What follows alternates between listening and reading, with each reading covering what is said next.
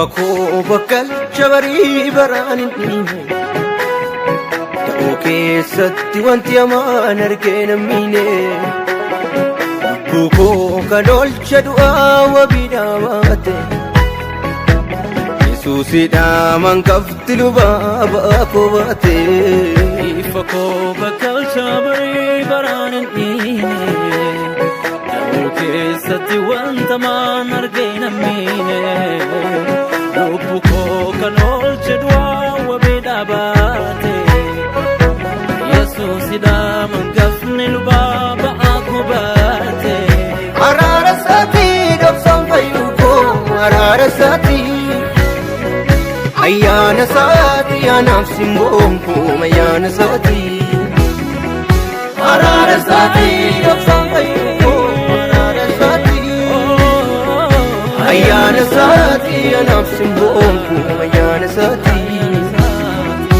araara isaatii dhoksan fayyuu koo araara isaatii ayyaana isaatii anaaf simboon koo ayyaana isaatii Baga gammaddan baga gammanne bakka jirtanitti nagaaniif ayyaanni Waaqayyoo isiniif haa baay'atu jecha itti aansuudhaan oduu gammachiisaa gurra namaa hawwatu isin dhageessisuudhaaf qabadhee dhiyaadheera.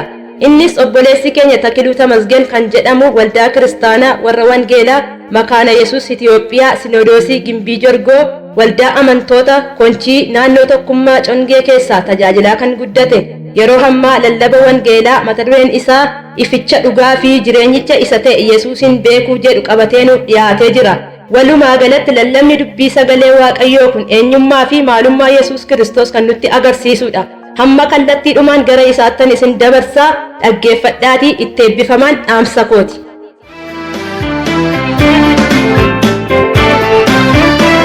Dhugaa dubbii keerraa nu barsiisi karaa qajeelummaa nu agarsiisi ijoollummaatti hanga dullumaallee karaa keera deemnaa si ilaalle dhugaa dubbii keerraa nu barsiisi karaa qajeelummaa nu agarsiisi ijoollummaatti hanga dullumaallee karaa keera deemnaa si ilaalle. Maqaa gooftaa keenyaa Yesuus Kiristoosiin sagalee Waaqayyoo kutaa macaafa qulqulluu keessaa Wangeela Yohaannis boqonnaa 1 lakkoobsa 4-5 irra kan jiru dubbiseen darbee lakkoobsa 9 irra kan jiru dubbiseen sagalee Waaqayyoo waliin kan barannu ta'a. Wangeela Yohaannis boqonnaa 1 lakkoobsa 4-5 irraa akkas jedha. Jireenyi isa keessa ture, jireenyichis ifa namootaa ture. Ifichi dukkana keessatti in ibsa, dukkanichi isa bira ga'uu hin danda'u jedha. Darbee lakkoobsa 9 irratti ifichi inni dhugaan inni gara biyya lafaa dhufe namoota hundumaaf in ibsa jedha. Kutaa macaafa qulqulluu kanarratti hundaa'uudhaan mata duree ificha dhugaa fi jireenyicha isa ta'e Yesuusin beekuu kan jedhu sagalee Waaqayyoo bal'inaan walii wajjin kan barannu ta'a. Amma in kadhanna. Yaa Waaqayyo gooftaa abbaa keenyaa Yesuus Kiristoos waaqarratti lafarratti mootii taatee bara baraan kan jiraatu barri ati jiraattu tilmaama kan hin qabne jiraataa bara hundumaa kan taate ati jiraataadha. Yeroo gara saba Israa'elitti Musee ergite Museen immoo maal jedhee eenyutus na erge jedhee dhaqee sabichatti dubbadhu jennaan isa jiraataatu isinitti na ergee jedhii jette. Ati dhuguma isa jiraataadha, hin duutu hin dulloomtu. Yeroo fi barri nama isaati humtee hin dhuma hin darba, kan kee garuu hin dhumu hin darbu. Jiraataa keenya si galateeffanna, galanni guddaan siif haa ta'u. Nuyi warri abdii jireenyaa hin qabne siin abdii jireenyaa arganne, du'a akka tasaa balaa ulfaataa kan namoonni baay'een ittiin galaafataman irraa nu hambiftee warra galataa nu gooteetta. Waaqayyoo keenya galanni guddaan siif haa ta'u. Hamma si kadhanna yaa Waaqayyo gooftaa keenya, aniif sabni iddoo garaa garaa jiran sagalee kee dubbii kee isa qulqulluu isa ittiin fayyines beennu, isa beela nama baasu, isa dheebuu nama baasu, dubbii kee isa guddaa sirraa dhaga'uudhaaf jenna. Hadaraa yaa Waaqayyo gooftaa keenya, sagalee kee nutti dubbadhu. Ulaan Waaqaa nuuf haa banamu, yakkaaf cubbuun keenya hundumtuu nuuf haa dhiifamu. Sagalee amma dubbatamu kanaan kan dadhaban haa jabaatan, abdii kan dhaban abdii haa argatan. Nutti dubbadhu seexanaaf hojii seexanaa nurraa diigamaa haa ta'u. Ayyaanaaf humna keen nu wajjin ta'i. Maqaa gooftaa keenyaa fayyisaa keenyaa Yesuus Kiristoosiin ameen. Olan kaasa dungoo koo akka jaalee futti ittaan fuufa baarsuu koo hamma Yesuus dhufutti. Olan kaasa dungoo koo akka jaalee futti ittaan fuufa baarsuu koo hamma Yesuus dhufutti. Olan kaasa dungoo koo akka jaalee futti ittaan fuufa baarsuu koo hamma Yesuus dhufutti. Ifichi inni dhugaan dhuguma dhugaadha. Dhalachuu gooftaa keenyaa Yesuus Kiristoos fuuldura dhalli namaa rakkinaaf ari'atama muddama hedduu keessa akka inni ture hin hubanna. Yeroo sanatti namni humnicha du'aaf mo'amee du'aa humnicha dukkanaafis garboomee mo'amees jiraachaa tureera. Akka kun ta'u kan godhes namni Waaqayyo jalqabatti akka bifaaf fakkeenya isaatiitti uummatee fi tolfatee ajajaa fi abboommii isa kan Waaqayyoo dhaga'uu didee ajajaa fi abboommii isa kan seexanaa dhaga'uu isaati. Seexanni immoo hojiinsaa fayyisuu osoo hin taane ajjeesuudha, balleessuudha, naaffisuudha, cabsuudha. Kun hundinuu hojii seexanaati. Du'i karaa seexanaa dhufe, jireenyi garuu karaa Yesuusiin nuuf dhufe. Seexanni sobaadha, inni abbaa sobaati jechuun gooftaan keenya Yesuus Kiristoos Wangeela Yohaannis boqonnaa 8 lakkoofsa 44 irratti dubbateera. Egaa inni sobaa waan ta'eef nama isa Waaqayyo akka bifaaf fakkeenya isaatiitti uummatee fi tolfate sobee sossobuudhaan jireenya isa Waaqayyo namaaf kenne keessaa akka namni gadi baafamee du'uu godheera. Du'aa fi humna dukkanaa karaa Addaamiin sanyii nama hundumaa irratti mo'ee hamma bara Yesuus Kiristoos dhufee dhalatuutti itti fufuun nama baay'ee rakkisaa dararaas tureera. Waaqayyo abbaan rakkinaaf dhiphina dhala namaa ilaalee kanaafis fala kan ta'u tokko iyyuu akka hin jirre waan argeef tokkicha ilma isaa dabarsee nuuf kenne. Gara biyya lafaa dhufee dhalachuu gooftaa keenyaa Yesuus Kiristoosiin karaalee adda addaa fi namoota adda addaatiin waa'ee dhalachuu gooftaa keenyaa Yesuusiin raajiin dubbatamaa tureera. Akka fakkeenyaatti raajota waa'ee dhalachuu gooftaa keenyaa Yesuusiin raajii dubbatan keessaa Isaayyaas isa tokko ture. Macaafa raajii Isaayyaas boqonnaa 9 lakkoofsa 2 irratti sabni dukkana keessa jiraatu ifa guddaa isaa in arga jedha. Akkasumas Isaayyaas boqonnaa 11 lakkoofsa 1-2 irrattis iddeessa keessaa latiin hin ba'a. Dameen isaa hundee isaa keessaa ba'ee ija hin godhata. Hafuurri Waaqayyoo isa irra hin buufata. Innis hafuura humnaa fi hafuura ogummaati, hafuura gorsaa fi hafuura humnaati, hafuura beekumsaa fi hafuura sodaa Waaqayyooti jedha. Akkuma kana macaafa raajii Isaayyaas boqonnaa 60 lakkoofsa 1-3 irrattis inni kee dhufeera, ulfinni Waaqayyoo siif ba'eera, kanaafis ka'ii ibsi.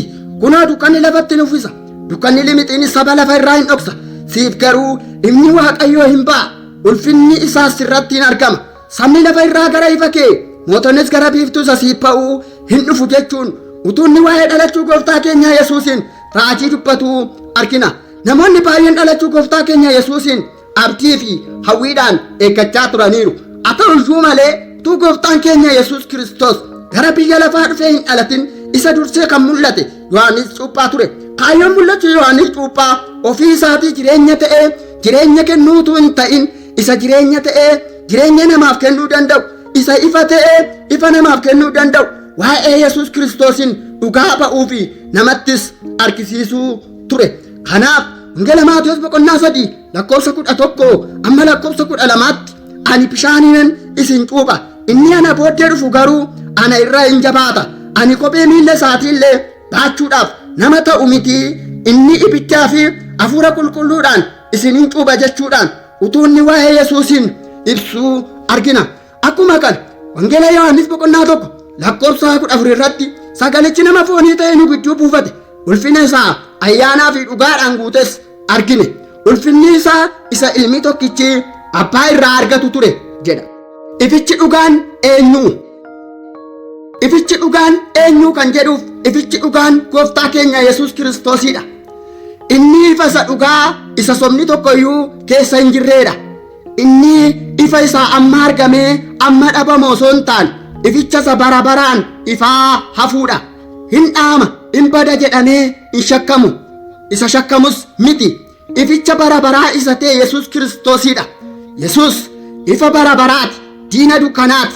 Wangeela Yohaannis boqonnaa 1:9 irratti ifichi inni dhugaan inni gara biyya lafaa dhufe namoota hundumaaf hin ibsaa jedha. Akkasuma ergaa Yohaannis duraa boqonnaa 2:8 irratti ifichi dhugaan ammuma waan ibsuuf dukkanni darbutti jira jedha. Egaa Yesuus ificha isa dhugaadha. Isa malee ifni dhugaan hin turre, hin jiru, hin jiraatus. Ifoonni kan biraan hin badu, hin dhaamu. Mul'ata Yohaannis boqonnaa 6:12-13 irratti akkas jedha. Warra akka biiftuu ji'aa fi urjootaa akka badaniif ifoonni isaanis akka hin amanamne akka gegedderaman argina.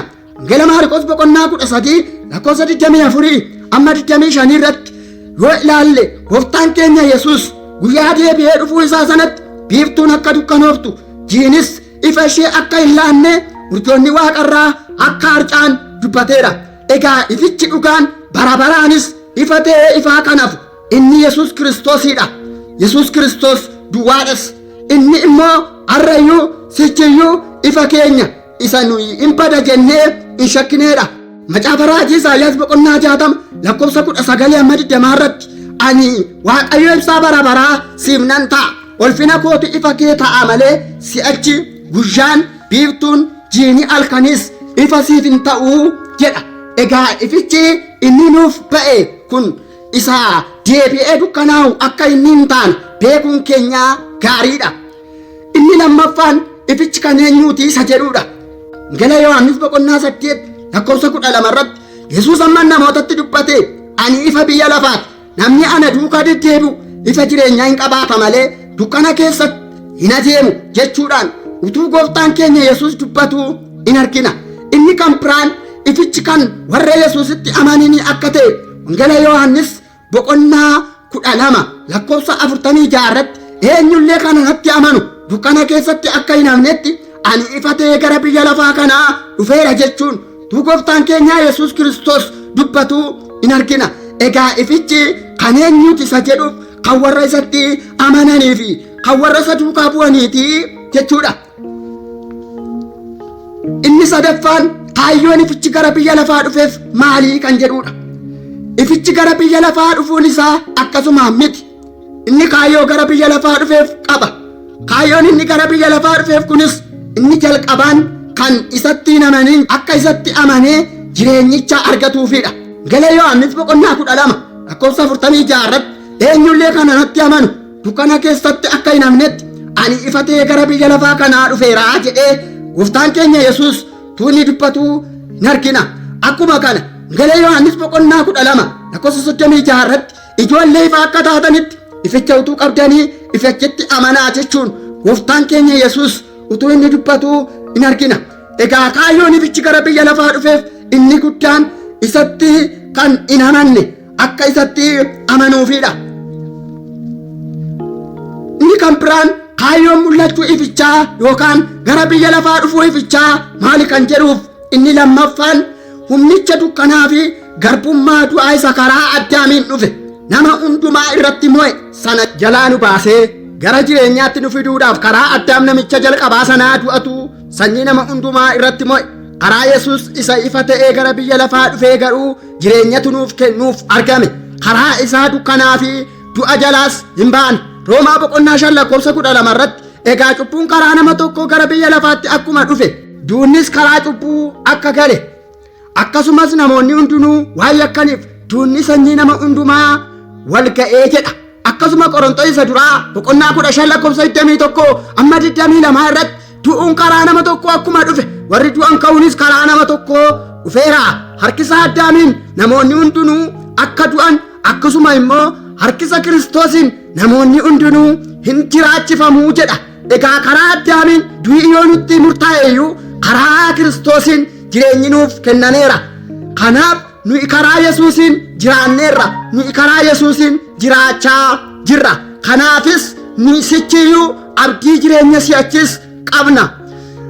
Kun karaa Kiristoosiin nuuf ta'eera. Egaa Yesuus ifa, Yesuus karaadha, Yesuus jireenya, Yesuus dhugaa akka ta'e Wangeela Yohaannis boqonnaa 14:6 yoo ilaalle in arganna. Inni arfaffaan akkamitti ificha keessa jiraachuun dandeenya isa jedhuudha. Akkamitti ficha keessa jiraachuu dandeenya isa jedhuuf inni jalqabaan fakkeenya Waaqayyoo fudhachuudha. Efesoon 5:1 akka ijoollee jaallatamoot fakkeenya Waaqayyoo fudhadhaa jechuudhaan Phaawulos warra Efesooniin barsiisuu in argina. Waaqayyo inni fakkeenya isaa fudhannu kun Waaqa attamiiti kan jedhuuf inni jalqabaan mudaa kan hin qabneedha. Waaqayyo Waaqa mudaa hin qabneedha. Inni nama hin jibbu, nama jibbus hin beeku, waan hamaa namaafis hin yaadu, namattis hin yaadu. Jireenya malee nama hundumaafuu du'a hin jaallatu. Inni Waaqa mudaa hin qabneedha. Wangeela Maatiyos 5:48 irratti gooftaan keenya Yesuus egaa abbaan keessan inni Waaqa irraa mudaa malee akkuma ta'e isinis warra mudaa hin qabne ta'aa jedha. Akkasuma Leewwota 20:26, Leewwota 11:44, Leewwota 19:2 irratti Waaqayyo ofiidhuma isaatii ani qulqulluudha jedhee utuu inni obbeessisu in argina. Egaa Waaqayyo mudaa kan hin qabnee fi qulqulluudha. Qulqulluu cubbamaa jaallatee tokkicha ilmadinaaf oblaatee saafannoodhaanaaf qannoodha salphina sattana tulfaatee andadhabbii isaatiif firiidha du'umsaa sanaan du'aa kaasee bu'aa bayii koonaa badeemee qooda koo mirga bataasisee. Inni lammaffaan Waaqayyo maali kan jedhuuf Waaqayyo haa qabeessaa fi araara qabeessa. Luqaas 6:36 irratti gooftaan keenya Yesuus abbaan keessan inni Waaqa irraa haa qabeessa akka ta'e isinis haa qabeeyyii ta'a jedhee utuu inni dubbatu in argina. Akkasuma kana macaafa faarfannaa Daawit 103:8 irratti Waaqayyo haa qabeessaa fi araara qabeessa aariitti suuta jedhaadha gaarummaan isaas guddaadha jedha. Akkuma kanas macaafa faarfannaa Daawit 86:15 irratti ba'uu 34:6 irratti Waaqayyo haa qabeessaa fi araara qabeessa akka inni ta'e in argina. Waaqayyo haa qabeessa araara qabeessas. Inni kan biraan attamitti ficha keessa jiraachuun danda'ama kan jedhuuf inni lammaffaan amala Yesuus qaba turee fi akka itti Yesuus biyya lafaa kana keessa jiraachuun fakkeenya nuuf ta'etti jiraachuudha. Yesuus biyya lafaa kana keessa yeroo jiraachaa turetti fooniin dhufee waggaa muraasaaf bifa namummaa isa dadhabaa uffachuudhaan jiraachaa tureera. Nus akkaataa inni itti jiraachaa turee fi amala isaa maal akka ta'e, amalli isaa maal akka ta'e hubanneerra, baranneerra. Gooftaan keenya Yesuus biyya lafaa kanarra yeroo jiraachaa turetti ari'atamaa fi dhiibbaan hedduun irra ga'aa tureera. Inni cubbuu hin hojjenne garuu namoonni akka waa inni cubbuu hojjetetti maqaa isaa balleessaa, isa hadheessaa, murtii fi ragaa sobaas itti baasisaa, reebaa, garafaa, ulfina isa dhowwachuudhaan saamtuutti isa fakkeessuudhaaf jedhaniis saamtota lama gidduutti isa fannisaniiru. Kana qofa osoo hin taane eeboodhaan cinaacha isaa waraananii rukuttaa alangaa hedduudhaan waan garafameefis dhagni isaa madaa'eera. Dhiigni hedduunis isa keessaa dhangala'eera. Dhiigichaanis nuyi fayyineerra. Taateewwan suukaneessoon kun yeroo isarra ga'anitti Yesuus maaliif akkas na gootu, maaliifinis akkas ta'a jechuun nama tokko iyyuu qorees qoratees hin beeku. Inni utuma isaan akkas isa gochaa jiranii isaan hin beekanii yaa abbaa isaaniif dhiisi jedhee isaaniif kadhate malee inni haaloon paadhaa hin jenne. Phexros isa duraa 2:22-24 irratti caaffata qulqullaa'aa keessatti inni cubbuu hin hojjenne, dubbii isaa keessatti haxxummaan hin argamne kan jedhutu jira. Inni yommuu arrabsame deebisee hin arrabsine, yommuu dhiphates Waaqayyo isa firdii qajeelaa faradutti kennate malee warra isa dhiphisan hin doorsifne. Nuyi cubbuu jalaa duunee qajeelinaaf akka jiraannuuf inni ofii isaatii cubbuu keenya dhagna isaatti baatee fannootti ol ba'ee madaa'uu isaatiinis hin fayyifamtanii jedha. Egaa nus ificha keessa jiraachuudhaaf akka Yesuus godhe gochuu, akka inni itti jiraatettis jiraachuu qabna. Fakkeenya inni nuuf kennes fudhachuu qabna. Wangeela Yohaannis 13:15 irratti ani akkuman isiniif godhe isinis immoo akka gootanitti fakkeenya isiniif ta'eera jedha. Egaa fakkeenya Yesuus fudhachuudhaan akka inni itti jiraatetti jiraachuun dirqama nurra jiruudha. Attamitti ificha keessa jiraachuun danda'ama kan jedhuuf inni sadaffaan jaalalatti qabamanii jiraachuudha. Namni ificha keessa jiraachuu kan danda'u yoo jaalalatti qabamee jiraateedha. Kana sababeeffachuudhaan jaalalli maal kan jedhu itti fufuudhaan waliin kan ilaallu ta'a.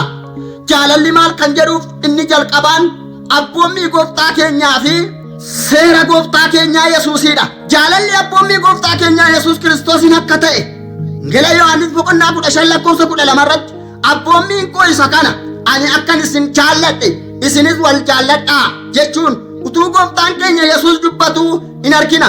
Akkuma kana kutaawwan macaafa qulqulluu keessaa Wangeela Yohaannis boqonnaa 13:34 isa tokkoffaa Yohaannis boqonnaa 3:23 isa lammaffaa Yohaannis 6 inni tokkoffaa Yohaannis boqonnaa 5:3 jaalalli abboommi Waaqayyoo fi abboommi gooftaa keenyaa Yesuusiin akka inni ta'e nuuf ibsu. Akkuma kana waa'ee nama jaallatuu fi nama hin jaallanne macaafni qulqulluun keenya waan nuuf ibsu qaba. Mee itti fufuudhaan waa'ee nama jaallatu haa ilaallu. Waa'ee nama jaallatu waan gurguddaa 9 isinitti nan hima. Innis namni nama jaallatu maal? Tokko bartuu Yesuus jedhama. Wangeela Yohaannis boqonnaa 13:35 2 Waaqayyoon keessa jiraata. Isa tokkoffaa Yohaannis boqonnaa 5:3 isa tokkoffaa Yohaannis boqonnaa 4:16 3 Waaqayyoon beeka. Isa tokkoffaa Yohaannis boqonnaa 4:7 fi 8 inni arfaffaan abboommi Waaqayyoo raawwata. Tokkoffaa Yohaannis boqonnaa 5:3 lammaffaa Yohaannis 6 Wangeela Yohaannis boqonnaa 14:15 Wangeela Yohaannis boqonnaa 15:10 yoo dubbifne ni arganna. Ni shanaffaan seera raawwata. Roomee boqonnaa 13:8 ni ja'affaan ifa keessa jiraata. Isa tokkoffaa Yohaannis boqonnaa 2:10 ni torbaffaan mucaa Waaqayyoo jedhama. Waaqayyoonis beeka. Tokkoffaa Yohaannis boqonnaa 4:7 ni 8ffaan du'a keessaa gara jireenyaatti darba. Tokkoffaa Yohaannis boqonnaa 3:14 inni 9ffaan Waaqayyootu isa keessa jiraata. Tokkoffaa Yohaannis boqonnaa 4:12 yoo dubbifne ni arganna. Egaa kun waa'ee nama jaallatu yommuu ta'u, waa'ee nama hin jaallatinii immoo maal kan jedhuuf itti fufuun haa ilaallu. Waa'ee nama hin jaallatinii waan gurguddaa 4 isinitti nan hima. Innis namni nama hin jaallatin tokko sobduu jedhama. Tokkoffaa Yohaannis boqonnaa 4:20 ni lammaffaan namni akkasii dukkana keessa jiraata. Tokkoffaa Yohaannis boqonnaa 2:9 inni sadaffaan namni akkasii akka nama ajjeesetti ilaalama. Tokkoffaa Yohaannis boqonnaa 3:15 irratti obboleessa isaa kan jibbu hundinuu nama ajjeeseedha jedha. Akkasuma namni akkasii abdii jireenya bara baraa akka inni hin qabne ni dubbata. Inni arfaffaan namni akkasii Waaqayyoon iyyuu akka inni hin beekne inni tokkoffaa Yohaannis boqonnaa 4:8 irratti ni dubbata. Egaa waa'ee nama jibbuu fi jaallachuu maal akka inni ta'e isa kanarraa baranneerra. Amma jibbinee kan jirru jaallannee jaallachaa kan jirru immoo akkuma sanatti itti afunnuun dhaamsa koodha. Akkamitti ificha keessa jiraachuu dandeenya kan jedhuuf inni arfaffaan qulqullummaatti jiraachuudha.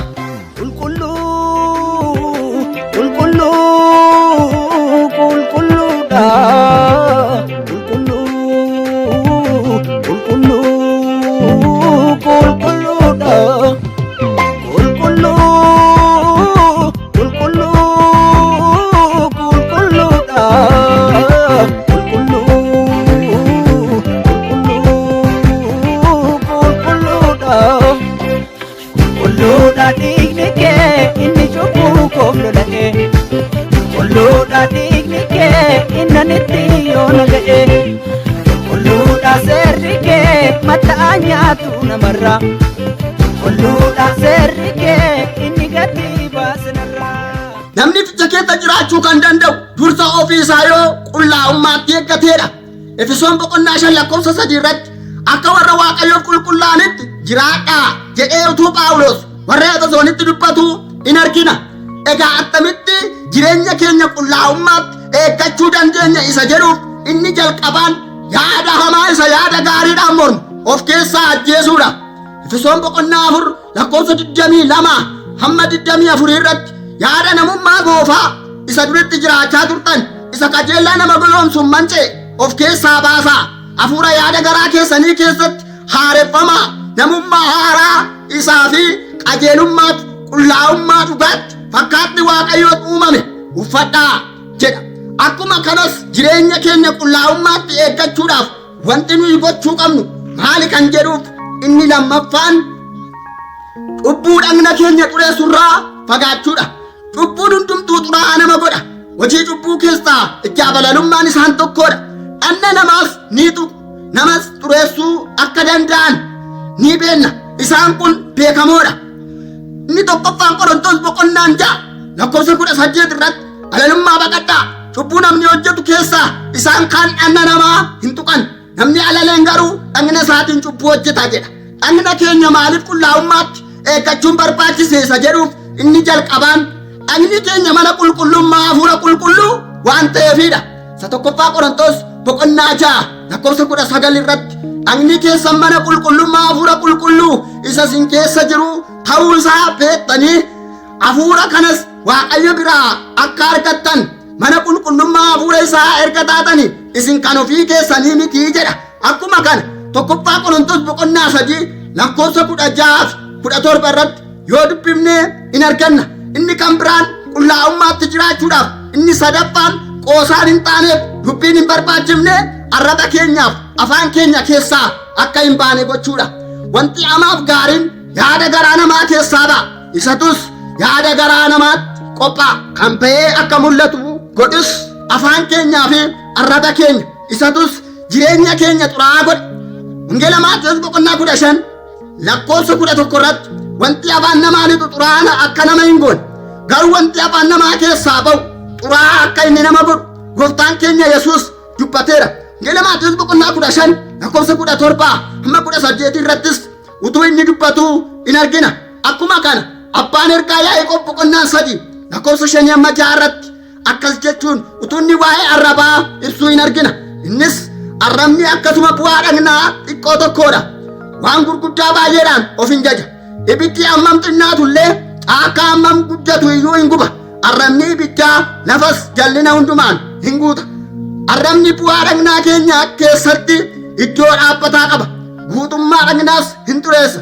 Ofii isaatii qilillee ibiddaatiin qabsiifamee naannoftuu dhaloota hundumaatti ibidda hin qabsiisa jechuun utuu inni waa'ee arrabaa dubbatu in argina. Inni kan biraan attamitti ibicha keessa jiraachuu hin dandeenya isa jedhuuf yookaanis attamitti ibicha keessa jiraachuun danda'ama kan jedhuuf inni shanaffaan akka ijoollee ifaatti jiraachuudhaan.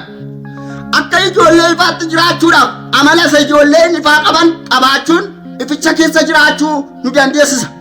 Jireenyi ijoolleen ifaa jiraatan jireenya ijoolleen dukkanaa jiraatan irraa adda kan ta'edha. Efesoon boqonnaa 5 lakkoofsa 8 irratti isin dur dukkanaa turtan amma garuu karaa gooftaa iftaniittu. Egaa akka ijoollee ifaatti jiraadhaa jedha. Akkuma kana warri akka ijoollee ifaatti jiraatan waan ittiin komataman akka hin qabne Filiiphisius boqonnaa 2 lakkoofsa 15 irratti Phaawulos warra Filiiphisiusitti utuu inni dubbatu in argina. Akkasumas ijoolleen ifaa maali yookaan eenyu fa'i kan jedhuuf tokko warra wanta ificha keessaa ba'u beekanidha. Warri wanta ificha keessaa ba'u beekan ijoollee ifaa akka isaan jedhaman tokkoffaa Tasalonqee boqonnaa 5 lakkoofsa 5 irratti Phaawulos ni dubbata. Wantoonni ificha keessaa ba'an gaarummaa, qajeelummaa fi dhugaa akka ta'e Efesoon boqonnaa 5 lakkoofsa 9 irratti Phaawulos tarreesseera. Akkuma kana ijoolleen ifaa maali kan jedhuuf inni lammaffaan warra hojii dukkana keessaa bakkeetti baasanidha. Hojiin dukkana keessaa hundinuu hojii cubbuuti. Efesoon boqonnaa 5 lakkoofsa 11 hamma lakkoofsa 14 irratti Roomee boqonnaa 13 lakkoofsa 12 hamma lakkoofsa 13tti yoo dubbifne kan argannu ta'a jechuudha. Inni kan biraan yookaan inni shanaffaan nama akkamiitu ificha keessa jiraachuu danda'a isa jedhuuf namni hundumtuu ificha keessa jiraachuu waan hin dandeenyeef namni ificha keessa jiraatu eenyu kan jedhu adda baafne yoo baranne gaarii ta'a. Kanaaf namni ificha keessa jiraachuu danda'u eenyu kan jedhuuf inni jalqabaan nama akkaataa deddeebii isaa ilaallachuu danda'udha. Deddeebiin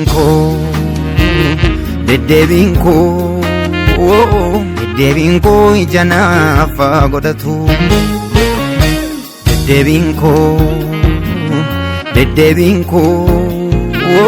Deddeebiin koo ija naaf godhatu. Daraaree akka narchaafanne boriinsaan fafakkan godhanne garaa koof nan kennin nagana kaachuu koof si duwwaa namana. Deddeebiin koo ija naaf godhatu. Akkaataa deddeebii keenya ilaallachuun keenya ificha keessa jiraachuu nu dandeessisa. Akkaataa deddeebii ofii ilaallachuu jechuun immoo akka itti jiran ofii qoranii of qoratanii attamittan jira jedhanii akka itti jiran beekuudha. Efesoon 5:15 irratti egaa akkamitti akka deddeebitan aleelaa ilaalladhaa. Akka warra ogeessotaatti malee akka warra ogeessota hin ta'initti hin jiraatinaa jedhee Phaawulos warra Efesoonin barsiisuu in argina. Egaa namni akkaataa deddeebii isaa gaafa ilaallatu waan gaarii hojjechuu fi gochuutti in ariifata. Wangeelaaf in abboomama. Waan gaariidhaaf yaada qajeelaa qaba. Waan hamaadhaaf garuu yaadinni inni qabu yaada haxxummaa hin taanedha. Roomee 16:19 irratti namoonni hundinuu wangeelaaf abboomamuu keessan dhaga'aniiru. Kanaafis ani waa'ee keessaniif nan gammada. Wanta gaariidhaaf yaada ogummaa akka qabaattan wanta hamaadhaaf garuu yaada haxxummaa akka isin hin qabaanne nan barbaada jechuun Phaawulos warra Roomaatti dubbatu in argina. Egaa namni akkaataa deddeebii isaa gaafa ilaallatu wanta gaariidhaaf wanta hamaa adda baafatee irraa goruu danda'a jechuudha. Egaa namni akkaataa deddeebii isaa gaafa ilaallatu maalittis fakkeeffamaa kan jedhuuf inni jalqabaan gowwaa osoo hin taane abshaala. Namni akkasii kun gowwaa osoo hin taane abshaala. Wangeelaa Maatiyos 10:16 irratti gooftaan keenya Yesuus Kiristoos akkas jedha. Egaa akka bofa abshaala ta'a akka gugees garraamii ta'a jechuun tuunni bartoota isaatti dubbatu in argina. Inni lammaffaan namni akkasii maalittis fakkeeffama kan jedhuuf in goyoonfamu. Namni akkasitti jiruu fi akkamitti akka deddeebi'u beeku akkaataa deddeebii isaas kan ilaallatu waan qabu fakkaatee fakkeesses isa goyoomsuu hin danda'u. Efesoon 4:14 irratti egaa ani si'achi ijoollee dhaana siifachi rukutu warra qilleensa barsiisa namoota haxaarotaatiin haxxummaa isaanii isa goyoomsaadhaan raawwatamuunis fudhataman hin taanu jechuun Phaawulos warra Efesoonitti utuunni barreessuu in argina. Inni sadaffaan namni akkaataa deddeebii isaa ilaallatu maalitti fakkeeffama kan jedhuu fi gara itti guddatu beeka. Namni gaafa akkaataa deddeebii isaa ilaallatu gara itti guddatu beeka. Guddinni hundumtuu guddina jedhamuu hin danda'u. Guddina yoo jedhames guddina sirrii ta'uu hin danda'u. Yeroo ammaa kana namoonni kallattii garaagaraa irraa waan garaagaraatti utuu guddatanii in argina. Kaan waan hamaa fi hojii jallinaa hojjechuu isumas guddifachaa isattis guddachaa jiru. Warri kaan ammoo waan qajeelaa fi hojii gaarii hojjechaa hojichas guddifachaa isattis guddatu. Guddinni akkasii kun guddina sirrii fi guddina gaarii jedhamuun isa beekamuudha. Egaa nuyi guddinni hundumtuu guddina waan ta'eef guddanne osoo hin taane guddinni nuyi guddannuu fi guddachuu qabnu guddina milkaa'umsa qabuudha. Sababni isaas guddinni hundumtuu guddina yoo ta'e iyyuu guddinni nuyi guddannu guddina milkaa'umsa qabuu fi guddina galma qabu ta'uu qaba. Efesoon 4:15 irratti kanaa mannaa jaalalaan dubbii dhugaa dubbachaa kottaa karaa hundumaa gara isa maxaanuuf ta'ee gara Kiristoositti hin guddannaa jechuudhaan Phaawulos warra Efesoonitti dubbatu hin argina. Dhugaa fi guddinni galma qabu Kiristoositti guddachuudha. Kiristoositti guddachuun nama guddaa nama godha. Inni lammaffaan nama akkamii ificha keessa jiraachuu danda'a kan jedhuuf nama yeroo isaaf kennametti hojjechuu danda'uudha.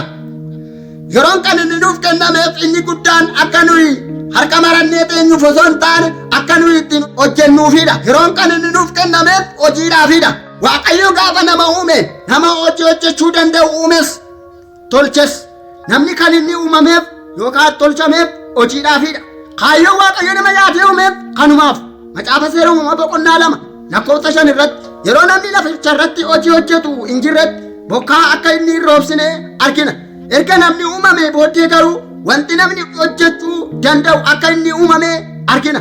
macaafuma seera uumaa boqonnaa 2:15 irratti kan arginu Waaqayyo Gooftaan nama isa uumee fi tolche akka inni hojjetuuf iddoo hojii kennuufii isaa argina. Isa tokkoffaa Tasalonqee boqonnaa 4:11 irratti akkuma nuyi dursinee isinitti himnetti jireenya gabii jiraachuu, maayii keessan dhimma baafachuu, waan ittiin jiraattan argachuudhaaf harka keessaniin itti dadhabdanii hojjechuun ulfinatti lakkaa'adhaa jechuun Phaawulos warra Tasalonqeetti dubbatu in argina. Akkuma kana Efesoon boqonnaa 4:28 irrattis inni atu deebi'ee hin hatin warra dhaban gargaaruu akka danda'utti hojii waa'ee baasu harka isaatiin itti dadhabee haa hojjetu jedha. Akkuma kanas lammaffaa Tasalonqee boqonnaa 3:10 irratti namni hojii hin hojjenne buddeena iyyuu nyaachuu akka hin qabne dubbata. Tuma fufuudhaan lammaffaa Tasalonqee boqonnaa 3:6 irratti ammas obboloota nana isin keessaa nama hojjechuu dhiisee dhibaa'ummaatti jiraatu, nama akka barsiisasaa nu biraa argataniitti hin jiraannettis hidhata akka hiikkattan maqaa Gooftaa keenyaa Yesuus Kiristoosiin isin in abboomna. Nu yommuu isin bira turre hojjechuu dhiibnee dhibaa'ummaatti hin jiraanne. Isinis fakkeenya keenya duukaa bu'uun hammam barbaachisaa akka ta'e ofii keessanii iyyuu hin beektu. Nama tokkotti illee ba'aa akka hin taanetti halkanii fi guyyaa hojiitti dadhabnee hojjenne malee utuu gatii hin baasiniif nama tokko irraa buddeena illee hin nyaanne. Nu ilaaltanii duukaa akka buutaniif fakkeenya isiniif taane malee jechuun Phaawulos warra Tasalonqeetti dubbatu in argina. Egaa kaayyoon uumamuu namaa yeroo isaaf kennametti fayyadamee hojjetee jiraachuufidha. Yeroon hojiif nuuf kenname taa'umsaan, dhibaa'ummaan dabarsuun cubbuudha. Yeroon amma ati argite kun darbinaan lammaffaa hin deebitu. Yeroon ati qabdu yeroo ati hojjettee ofii keef biyya kee geeddaruu dandeessu amma. Sababni isaa hojiin diina iyyummaati. Iyyummaan meeshaa gurguddaaf xixiqqaadhaan ari'amuu yookaan mo'amuu hin danda'u. Meeshaan iyyummaa ari'uu yookaan mo'uu danda'u yoo jiraate hojii qofaadha.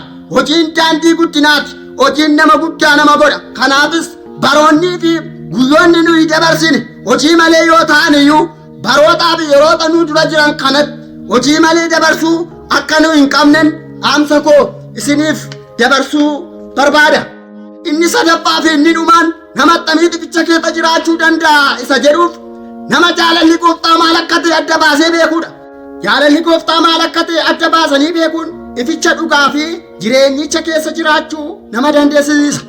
Efesoon boqonnaa 5:17 irratti kanaafis jaalalli Gooftaa maal akka ta'e hubadhaa, wallaalota hin ta'inaa jechuun Phaawulos warra Efesoonitti dubbatu in argina. Egaa jaalalli Waaqayyoo maali kan jedhuuf wantoota gurguddaa 3 isinitti nan hima. Jaalalli Waaqayyoo maal? 1 waan gaarii ta'eedha. 2 waan isa duratti fudhatamaa ta'eedha. 3 waan akeeka Waaqayyoo fiixaan baasu akka ta'e Roomee boqonnaa 12:2 irratti Phaawulos ni dubbata. Egaa Waaqayyo Gooftaan nama jaalala isaa raawwatee mootummaa isaatti galu nu haa godhu jechaa mata duree lallaba kootii ificha dhugaa fi jireenyicha isa ta'e Yesuusin beekuu kan jedhu yommuu ta'u kutaan tokkoffaan lallabichaa kanumaan xumurameera. Yoo jaalala Waaqayyoo ta'e kutaa lammaffaa isaa yeroo itti aanutti isiniif hin dhiyaata. Guyyoonniif baroonni keenya warri afan guyyoota eebbaaf eebbifamoo nuuf haa ta'an. Maqaa Gooftaa keenyaa Yesuus Kiristoosiin Ameen. Mee maaltu sirra naa toleetu sirra naa caalee sargama. Qabnaa mijatu natti hiiktee nifne guyyaa wargama. Yommuutti baana tulfaate yaadoon na sarree wittisu. Tulluu gadi qabaa dhuftee naafi reekee humtuun ittisu. Mee maaltu sirra naa toleetu sirra naa caalee sargama. Qabnaa mijatu natti hiiktee nifne guyyaa wargama. Yommuutti baana tulfaate yaadoon na sarree wittisu. Tulluu gadi qabaa